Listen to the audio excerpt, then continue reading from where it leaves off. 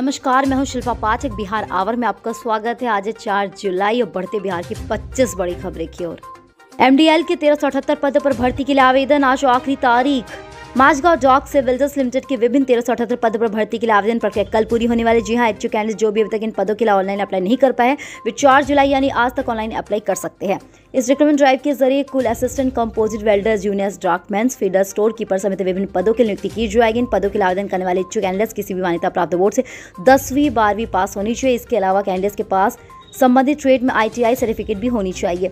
आवेदन करने वाले कैंडिडेट्स की 1 जून 2021 तक अधिकतम उम्र उनके 38 साल से लेकर न्यूनतम उम्र 18 साल से कम नहीं होनी चाहिए।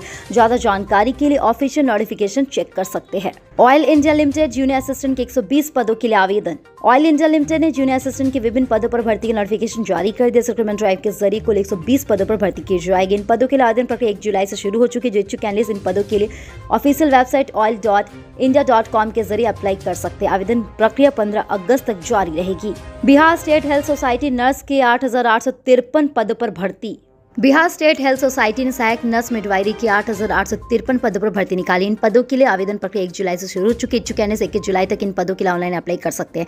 इन पदों के लिए आवेदन करने वाले कैंडिडेट्स के पास ANM ट्रेनिंग कोर्स में 2 साल का डिप्लोमा सर्टिफिकेट होना चाहिए। ज्यादा जानकारी के लिए ऑफिशियल नोटिफिकेशन देख सकते हैं। आवेदन करने वाले कैंडिडेट्स की अधिकतम आयु 37 साल तक होनी चाहिए। आयु सीमा में छूट से ज्यादा जानकारी के लिए ऑफिशियल नोटिफिकेशन चेक कर सकते हैं। इंडियन स्टैटिस्टिकल इंस्टीट्यूट कई पदों के लिए भर्तियां। इंडियन स्टैटिस्टिकल इंस्टीट्यूट ने विभिन्न पदों पर नौकरियां निकाली। इन पदों के लिए अभ्यर्थी ISI की आधिकारिक वेबसाइट www.isicl.ac.in के जरिए आवेदन कर सकते हैं। इन पदों के लिए आवेदन करने वाले अभ्यर्थी की उम्र 35 साल से अधिक नहीं होनी चाहिए। वहीं अधिकतम उम्र की सीमा में OBC वर्ग के अभ्यर्थी को 3 साल, SSC ST वर्ग के अभ्यर्थी को 5 वर्ष की छूट दी गई है। देश में 43,644 नए मरीज मिले, जिसमें से नए आंकड़ों का आंकड़ा 8 दिन से 50,000 से कम। देश में शनिवार को कोरोना के 43,644 नए मामले सामने आए हैं, जिसमें से 56,343 ठीक हुए हैं। 772 के बीच मौत हुई है। इसके बाद सभी एक्टिव केस यानी इलाज कराए मरीजों की संख्या 14,334 हो गई है। अब एक्टिव केस का आंकड़ा 5 लाख से कम हो गया। कुल 4.90 लाख मरीजों का इलाज चल रहा है। मौत का आंकड़ा 81 दिन में सबसे कम रहा है, जिसमें से पहले 7 अप्रैल को 684 मरीजों की जान गंवाई थी। वहीं नए मरीजों का आंकड़ा 8 दिन में 50,000 से कम बना हुआ है। पटना में बढ़ने लगे संक्रमित, बढ़ाई गई रैंडम जांच, 1,662 एक्टिव केस। कोरोना का ग्राफ बिहार में गिर रहा है, लेकिन राजधानी पटना में नए मामलों में 3 दिनों से बढ़ती दिख रही है। यह कोरोना को लेकर अब बाजारों में लापरवाही का नतीजा भी हो सकता है। अनलॉक में सब कुछ सामान्य होने के बाद सोशल डिस्टेंसिंग और मास्क का नियम भूलने लगे हैं। ऐसे में कोरोना का संक्रमण फिर से खतरा बनकर आ सकता है। नए संक्रमण के आंकड़ों में उतार चढ़ाव के कारण सरकार जांच की संख्या नहीं घटा रही है। 24 घंटे में 1,22,044 लोगों की जांच कराएगी, जिसमें से 181 नए मामले सामने हैं। राजधानी में संक्रमितों की बढ़ती संख्या को देखते हुए रैंडम जांच बढ़ा दी गई है। एक्टिव मामलों की संख्या कुल अब 1,662 हो गई है, जिससे रिकवरी रेट 98.44% हो गया है। बिहार में 24 घंटे में 6 लोगों की मौत हुई है, जबकि एक दिन में पहले मात्र 4 लोगों की ही मौत हुई थी। अब दुनिया भर की किताबें पढ़ सकेंगे गया कॉलेज के छात्र। गया कॉलेज ऑनलाइन एजुकेशन प्राप्त करने वाले छात्र छात्राओं के लिए नई पहल की है। जी हां, अब कॉलेज एनालिस्ट यानी national library and information service in protection for security content से जुड़ गया। इससे ऑनलाइन शिक्षा प्राप्त करे छात्र अब दुनिया भर की बेहतरीन किताबों का अध्ययन कर सकेंगे। एनालिस्ट राष्ट्रीय डिजिटल लाइब्रेरी से जुड़ा है। इसके माध्यम से विद्यार्थी राष्ट्रीय अंतर्राष्ट्रीय स्तर की अध्ययन सामग्रियों को आसानी से प्राप्त कर सकेंगे। यह एक डिजिटल लाइब्रेरी है, जिससे किताबों के अलावा ई-जर्नल एवं अन्य शिक्षण सामग्रियां उपलब्ध है। रौद्र रूप दिखाने लगी बागमती शिवहर में डैम टूटा, गांव में घुसा बाढ़ का पानी। उत्तर बिहार में प्रखंड मानसून और भारी बारिश की वजह से बागमती नदी की धार तेज हो गई है। आपदा विभाग की माने तो बागमती में पानी रेड लाइन से ऊपर बह गई है। वहीं पानी की धार इतनी तेजी है कि शिवहर में बना डैम टूट गया है। डैम के टूटने से आसपास के गाँव में बाढ़ का पानी घुस गया है। जानकारी के मुताबिक शिवहर जिले के बेला डैम पर निर्माण के लिए बनाया गया सुरक्षात्मक बांध टूट गया है। बांध करीब 50 फीट में टूटा। इसके कारण बागमती नदी की पुरानी धारा में पानी का तेज बहाव हो गया। आसपास के गांव में बाढ़ का पानी फैलने लगा है। डैम के टूटने की सूचना मिलते ही DM सज्जन राजशेखर ने बेलवा घाट का जायजा लिया। इन्होंने बताया कि कार्यपालक अभियंता बागमती विशेष प्रखंड में 2 दिनों के अंदर सुरक्षात्मक बांध को बंद करने का नियमित किया गया था। बांध टूटने के बाद लोगों में दहशत प्राप्त है। वहीं जल संसाधन विभाग की ओर से जारी नोटिफिकेशन में कहा गया कि बागमती नदी का जलस्तर 56.70 मिलियन पर हो गया है। मानसून सत्र खाली दिखेगा विधान परिषद। बिहार विधान परिषद की 19 सीटों पर निर्वाचित होने वाले विधान परिषद सदस्यों का कार्यकाल 16 जुलाई को समाप्त हो जाएगा। पंचायत चुनाव नहीं होने का विधान परिषद में स्थानीय प्राविधान कोटे की इन सीटों पर चुनाव नहीं होगा। इसके कारण 17 जुलाई से ये सीटें अब तक रिक्त रहेगी जब तक स्थानीय प्राधिकार का नया चुनाव नहीं हो सकता है। विधानसभा चुनाव 2020 में 5 सदस्यों के निर्वाचित होने के बाद परिषद की 4 सीटें 5 की पहले से रिक्त हो जाएगी। इस प्रकार से विधान परिषद की कुल 75 सीटों में 24 सीटें रिक्त हो जाएगी। इनमें से सबसे अधिक भाजपा है। ऐसे में विधानमंडल के द्वारा मानसून सत्र के दौरान इस बार विधान परिषद खाली दिखेगा। मुजफ्फरपुर में खुलेगा आयुर्वेदिक अस्पताल। सदर अस्पताल में 7 करोड़ की लागत से अत्याधुनिक आयुर्वेदिक अस्पताल खुलेगा। जी हां, अस्पताल खुलने के बाद आयुर्वेदिक के साथ यूनानी व होम्योपैथिक पद्धति से इलाज का लाभ उठा सकेंगे। इसके लिए केंद्रीय आयुष मंत्रालय के सदर अस्पताल में अत्याधुनिक जिला परिषद आयुक्त के द्वारा अस्पताल खोलने की पहल शुरू कर दी गई। अस्पताल में अत्याधुनिक संयुक्त आयुर्वेदिक के साथ अस्पताल बनेगा। इसकी तैयारी शुरू कर दी गई है। उप सचिव ने जिला देशी चिकित्सा पदाधिकारी से इसकी रिपोर्ट मांगी। वहीं सिविल सर्जन को पत्र लिखकर अस्पताल खोलने के लिए सदर अस्पताल परिसर में जगह उपलब्ध कराने का निर्देश दिया गया। आयकर विभाग का नया प्रावधान, देना पड़ेगा डबल टैक्स। नियमित आयकर रिटर्न दायर करने में देरी करने वालों को अब दुगना टैक्स जमा करना पड़ सकता है। जी हां, जो भी व्यक्ति लगातार 2 वर्ष तक का आयकर रिटर्न दायर नहीं करेंगे उनको दुगना टैक्स देना पड़ेगा। जितने टैक्स की राशि उनकी बनती है उसे डबल टैक्स देना पड़ेगा। आयकर विभाग ने यह पहला प्रावधान 1 जुलाई से लागू कर दिया। इसको लेकर होने के बाद बिहार समेत सभी जिलों में नियमित समय पर टैक्स नहीं देने एवं आयकर दाताओं को चिन्हित कर सूची बनाने का काम शुरू कर दिया। हालांकि आयकर रिटर्न जमा करने की अंतिम तिथि अभी दिसंबर 2021 तक की है। SKMCH में बन रहा 150 बेड का कैंसर अस्पताल, टाटा रिसर्च सेंटर से हुआ करार। कैंसर का नाम सुनते ही आम आदमी सिहर जाता है। जी हां, मुंबई जैसे महंगे शहर में इसका इलाज का खर्च उठाना साधारण बात नहीं है। इसे देखते हुए सरकार ने टाटा मेमोरियल सेंटर से समझौता करते हुए मुजफ्फरपुर के SKMCH परिसर में कैंसर अस्पताल बनाने के लिए हरी झंडी दे दी है। जी हां, SK मेडिकल कॉलेज में अस्पताल को 15 एकड़ जमीन दे दी गई। यहाँ Homi Bhabha cancer hospital and research centre में कैंप अपनाकर कैंसर की OPD बनाई जाएगी। बालू माफियाओं की खैर नहीं वसूला जाएगा। 25 गुना अधिक जुर्माना, होगी 2 साल की जेल।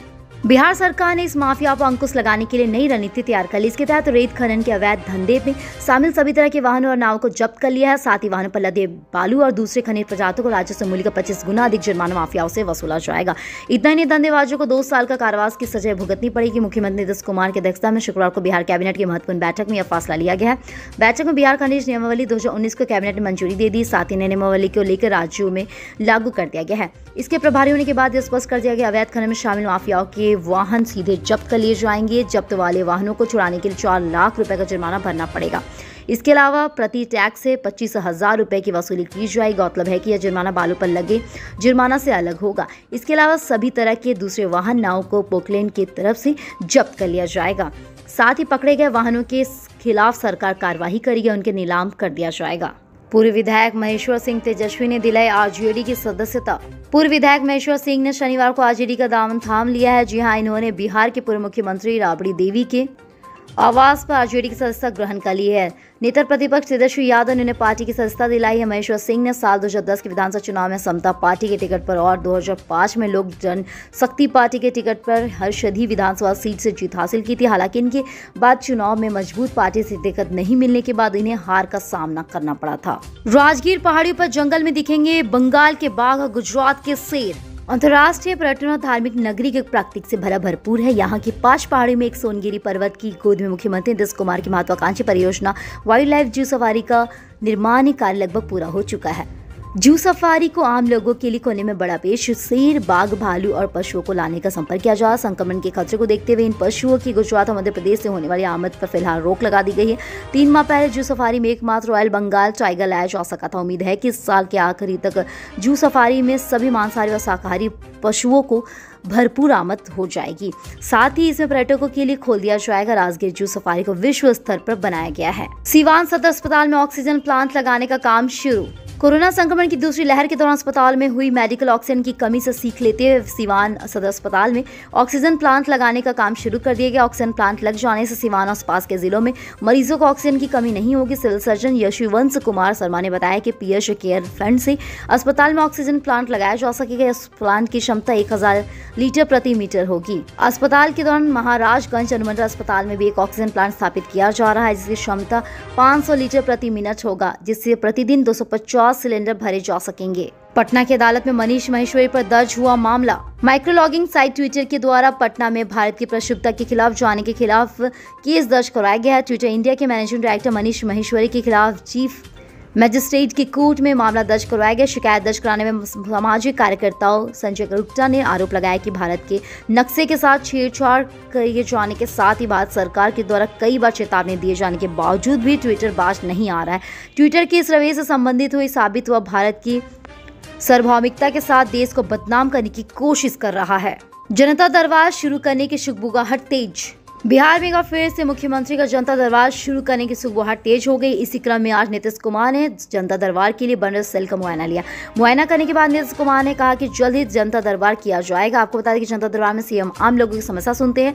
जानकारी के अनुसार आज नीतीश कुमार ने सीएम सचिवालय में बन रहे जनता दरबार की सेल का मुआयना किया। बताया जा रहा है कि अब सीएम आवास की जगह अब सीएम सेक्रेटरीट में ही जनता दरबार लगाया जाए। कोरोना के कम होने के बाद इसको लेकर प्रक्रिया तेज कर दी जाएगी। प्रत्येक सोमवार को लग सकता है जनता दरबार।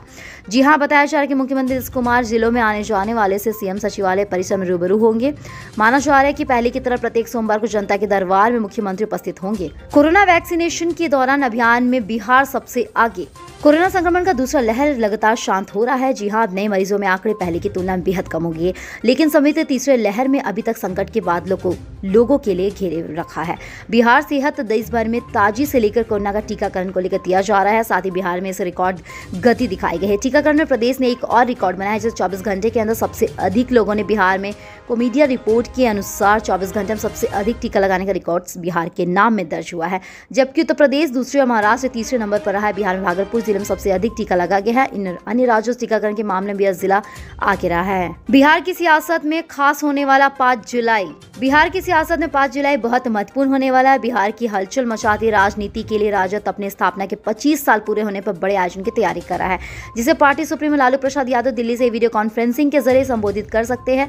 तेजस्वी यादव जिनकी अगुवाई में राजद तेजी से आगे बढ़े, इन्होंने 5 जुलाई से आयोजन को सफल बनाने के लिए अपने कार्यकर्ताओं में उत्साह भरने के लिए आह्वान करते हुए कहा है, राजद ने अपने स्थापना दिवस से लेकर आज तक कभी भी सत्ता के लिए ना ही अपने संकल्प और ना ही सिद्धांतों और विचारधारा में समझौता किया है। वकील या उसके परिवार से उलझे तो 10 लाख रुपए के फाइन। वकीलों से उलझना अब बड़ी मुश्किल को बढ़ावा देगा। जी हां, पुलिस की वकीलों से बेवजह उलझने से और डरेगी। यह भी होगा अधिवक्ता सुरक्षा अधिनियम के पास होने के बाद। बिहार काउंसिल ऑफ इंडिया के 7 सदस्यीय समिति ने एडवोकेट प्रोटेक्शन एक्ट का ड्राफ्ट तैयार कर लिया है। बीसीआई के चेयरमैन मनन कुमार मिश्रा ने बताया कि अधिवक्ताओं की सुरक्षा की रूपरेखा तैयार कर ली गई है। प्रयास होगा कि संसद से विधेयक को जल्द पारित कर लिया जाए। प्रस्तावित विधेयक के अनुसार किसी अधिवक्ता या उसके परिवार को क्षति पहुंचाने या धमकी देने से दबाव बनाने का अपराध माना जाएगा, जिसे सक्षम न्यायालय के द्वारा 6 माह से 2 वर्ष तक का सजा के साथ 10 लाख रुपए का जुर्माना भी लगाया जा सकता है। साथ ही अधिवक्ता को हुए नुकसान की भरपाई हेतु अलग से जुर्माना भी लगाया जा सकता है। तसर कोकून से निखरेगी भागलपुर के किसानों की किस्मत। रेशम धागा की कमी को पूरा करने को लेकर अब तसर कोकून तैयार को बढ़ावा देने की तैयारी कर रही है। इस उत्पादन के माध्यम से किसानों की किस्मत निखरेगी। जी हाँ, तसर कीड़ा पालन पर कानून तैयार करेंगे, जिसमें कीट पालक किसानों पर आर्थिक उद्यान भी रहेगा। यानी अगस्त से नवंबर माह तक 2 चरण में तसर कीड़ा पालन कर कानून तैयार कर सकेंगे। 4 माह मेहनत पर किसानों की झोली भरेगी। वे स्वरोजगार की दिशा में जुड़े। भागलपुर 0 माइल स्थिति केंद्रीय सिल्क बोर्ड में बुनियादी बीज प्रणाली पर से प्रशिक्षण केंद्र तकनीकी बोर्ड से रोग मुक्त अंडा तैयार करे। केंद्र के वैज्ञानिक बीसी सोलवाश ने बताया कि यहां से टीक पालक किसान को 10 से 20 जुलाई तक तसर कानून के तैयार किया जाएगा। साथ ही इसके बदले केंद्र से 1200 रुपए में 100 पॉकेट के अंडा उपलब्ध कराएंगे, जिससे 20,000 से अधिक तसर कीट तैयार कर सकेंगे। पटना सहित 7 जिलों में आंधी बारिश के साथ वज्रपात अलर्ट जारी। पटना सहित बिहार के 7 जिलों में रविवार को 40 से 50 किलोमीटर प्रति घंटे की रफ्तार से तेज आंधी के साथ बारिश और वज्रपात के आसार जताए जा रहे। इसे लेकर मौसम विभाग ने अलर्ट जारी कर दिया। इससे पहले शुक्रवार को राज्य के 2 भागों में मौसम 2 तरह का बना रहा है। उत्तर बिहार के जिलों में लगभग सभी जगहों पर मध्यम और कुछ जगहों पर भारी बारिश हुई है। मौसम विज्ञान केंद्र पटना के अनुसार मानसून की रेखा पश्चिम उत्तर प्रदेश से बिहार होकर असम तक जा सकती है। उपग्रह से प्राप्त तस्वीरों में यह दिख रहा है कि बिहार के उत्तर पश्चिम भाग में स्वर्णीय बादल बने हुए। यह बादल कहीं कहीं भारी बारिश के साथ आकर रह सकते हैं। इस वजह से शनिवार को उत्तर बिहार और हिमालय की तलहटी से सटे जिलों में मध्यम से भारी बारिश हो सकती है। आगे की इसकी संभावना जताई जा रही, कुछ जगहों पर आंधी बारिश की स्थिति बन सकती है। वृक्षपात की स्थिति को देखते हुए लोगों को सचेत रहने की चेतावनी जारी की गई है। डायबिटीज के मरीजों के लिए वरदान से कम नहीं है प्याज। डायबिटीज के मरीजों की संख्या भारत में तेजी से बढ़ रही है। यह बीमारी खराब लाइफस्टाइल का नतीजा है और कई बार ये माता पिता के जरिए बच्चों में जेनेटिक रूप से पहुंच जाती है। डायबिटीज एक ऐसी बीमारी है जिसका कोई इलाज नहीं है। इसे सिर्फ लाइफस्टाइल में बदलाव और दवाइयों की मदद से कंट्रोल किया जा सकता है। जो कि डायबिटीज के मरीज हैं उन्हें एक निश्चित डाइट फॉलो करनी चाहिए और रोजाना लाइफस्टाइल में एक्सरसाइज को शामिल करनी चाहिए। यूँ तो ऐसी कई सब्जी और फल है जो डायबिटीज के मरीजों के लिए फायदेमंद साबित होती है, लेकिन हम बात करें प्याज की। जी हाँ, डायबिटीज को रोकने के लिए प्याज काफी मदद करती है। एक शोध के मुताबिक प्याज में कई तरह के फ्लेवोनोइड्स होते हैं जो ब्लड ग्लूकोज को नियंत्रित रखते हैं, साथ ही सेहत और इम्यूनिटी को बढ़ावा देते हैं। तो आइए जानते हैं प्याज कैसे ब्लड शुगर को सही स्तर को बनाए रखती है। प्याज में काफ़ी उच्च मात्रा में फाइबर होता है और फाइबर पचने में टाइम लेती है, जिसकी वजह से ब्लड शुगर में धीरे धीरे आता है। लाल प्याज में फाइबर की मात्रा ज़्यादा होती है, जबकि स्प्रिंग अनियन यानी बसंत प्याज में फाइबर की मात्रा सबसे कम होती है। ग्लाइसेमिक इंडेक्स खाने की चीज़ें तो दी गई है एक वैल्यू, जिसके आधार पर यह शरीर में ब्लड शुगर के स्तर को प्रभावित करता है। क्योंकि प्याज का ग्लाइसेमिक इंडेक्स 10 है, इसलिए यह इस मामले में एक आदर्श फूड है। डायबिटीज के मरीजों को इस तरह के फूड अपने डाइट चार्ट में शामिल करने की सलाह दी जाती है। कल हमारे द्वारा पूछे गए सवाल के जवाब आप में से बहुत सारे जिसने हमें कमेंट करके दिया, उसके लिए आपका बहुत बहुत धन्यवाद। आप में से जिन यूजर्स के जवाब हमें अच्छे लगे उनके नाम है अनिल मिश्रा, अनिल चौबे और सितेश कुमार। आप हमारे सवाल के जवाब देते रहे, हम कल आपका नाम लेने की पूरी कोशिश करेंगे। तो चलिए बढ़ते आज के सवाल की, और आज का सवाल कुछ इस प्रकार है। बालू माफियाओं पर सरकार कड़े कदम उठा रही है या नहीं? अपने जवाब हमें कमेंट करके जरूर बताएं। इसके साथ ही आज के लिए बस इतना ही। कल की खबरों के लिए हमारे साथ जरूर रहे। अगर ये वीडियो आप हमारे YouTube पर देख रहे हैं तो चैनल को सब्सक्राइब करें और बेल आइकन दबाना ना भूलें। और अगर आप ये वीडियो हमारे Facebook पर देख रहे हैं तो पेज को लाइक करें और ज़्यादा से ज़्यादा शेयर करें।